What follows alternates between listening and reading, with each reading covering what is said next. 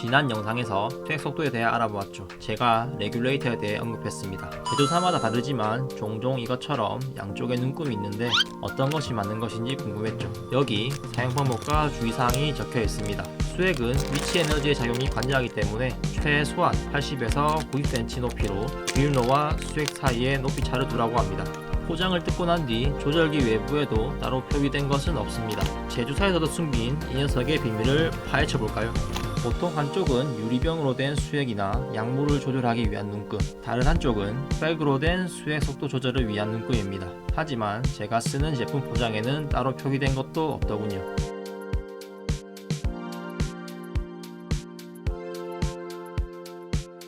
방법은 간단합니다. 조절기 눈금을 맞춘 뒤 1분 동안 떨어지는 가트수를 세는 거죠. 다른 제품을 본 기억에는 왼쪽이 유리병에 든 수액, 오른쪽이 백에 든 수액의 눈금으로 기억합니다.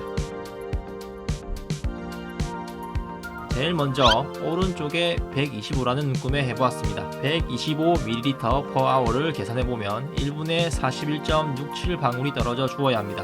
한 번 더 눈금이 맞는지 확인하고 최대한 변수를 줄이기 위해 흔들림이 줄었을 때 세어보겠습니다. 여러분도 같이 수색 방울 속도를 한번 세어볼까요? 포장 설명에 최소한이라는 문구가 있기에 그 높이보다 크다면 문제가 없을 거라는 생각을 처음에 했습니다.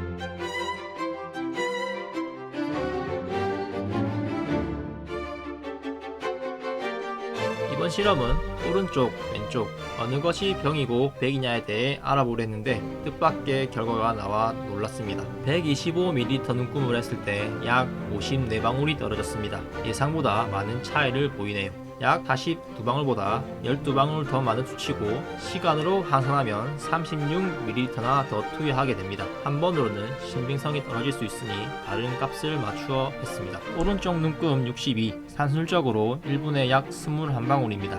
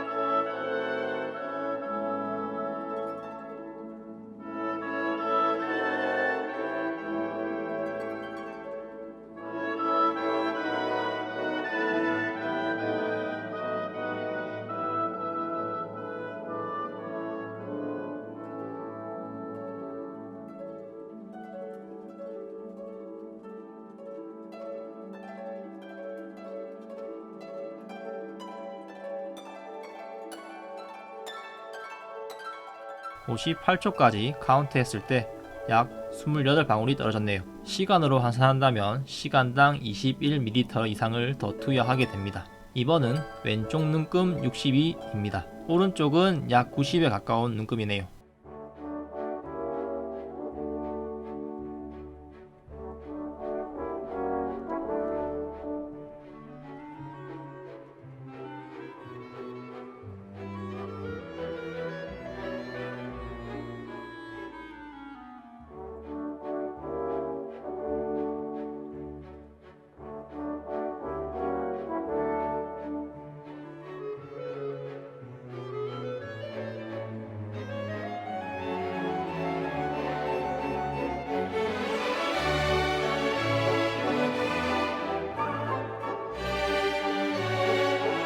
여러분은 어떠신가요? 병동에서 일할 때 유량 조절기를 쓸 경우 세팅된 값으로 주입 시 정해진 시간에 수액이 들어가나요? 아니면 시간보다 빨리 들어가거나 늦게 들어갔나요? 환자의 혈관 상태나 체위에 따른 변수도 있겠지만 이 실험을 통해 본 바로는 그렇게 정확하다고는 할 수 없겠습니다. 제 부서가 응급실이니만큼 대부분 수액을 줄 때까지 환자가 체류하지 않아서 이러한 부분을 알기가 쉽지 않네요. 38방울이 떨어졌습니다.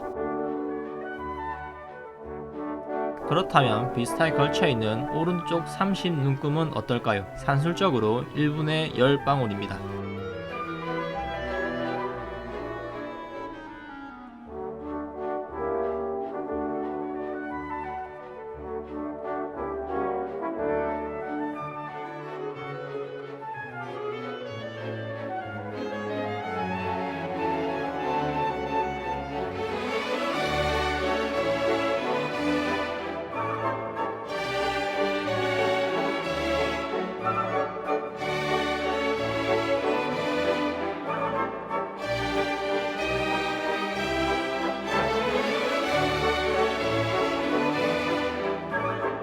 우연히 제가 한 실험과 의견을 뒷받침해줄 자료를 접하게 되었습니다. 이러한 부정확함으로 예산을 들여 연구와 조사를 통한 통계 자료였죠.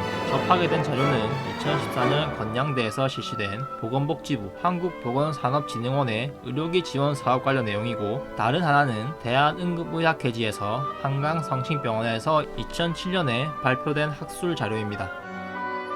이 눈금에서는 약 11방울이 떨어지는군요. 한 방울의 차이를 무시할 수도 있겠지만 생각하기에 따라 한 방울은 1시간에 3ml로 10%의 차이를 내기도 합니다.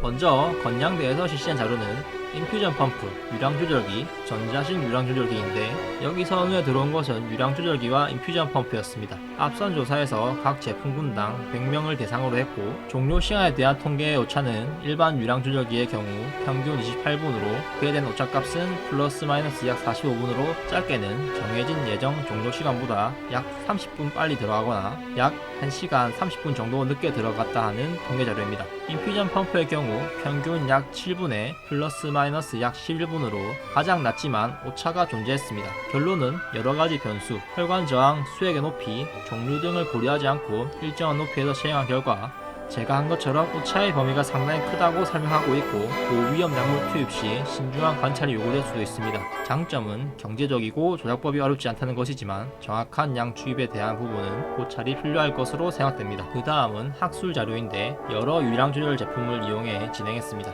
방법은 속도별 높이별로 측정을 하였고, 설명서 권장 높이였던 80에서 100cm의 기준에서 대부분 주입 속도보다 빠른 주입 속도를 보였고, 높이별로 했을 때 권장 높이보다 낮은 50에서 70cm에서 설정 속도에 근접했다고 합니다. 여기서도 제품별로 많은 차이를 보인 정확성 제고에 대한 필요성을 언급했습니다. 이렇게 레귤레이터의 왼쪽과 오른쪽 어느 쪽이 평이고 백이냐에 대해 알아보려다 우연하게 발견된 애매모호한 표값에 대한 진실을 파헤쳐 보았는데 여러모로 아쉬운 결과들이 나왔습니다. 결과적으로 오차는 크지만 오른쪽 눈금이 수액 백에 적용되는 눈금에 가깝다는 걸 알 수 있었던 실험이었고, 환자의 혈관 상태, 주입 중인 수액의 개수 등 여러가지 변수를 고려한다면 1ml의 용량도 신경 써야 하는 응급약물 이용 시에는 그나마 오차가 작은 인퓨전 펌프를 이용하여도 그 약물을 메인 라인으로 써야 하는 것이 좋다고 생각됩니다. 하지만 레귤레이터라는 제품의 정확성에 대한 고찰은 앞으로 관심을 기울여 개선의 필요성이 느껴집니다.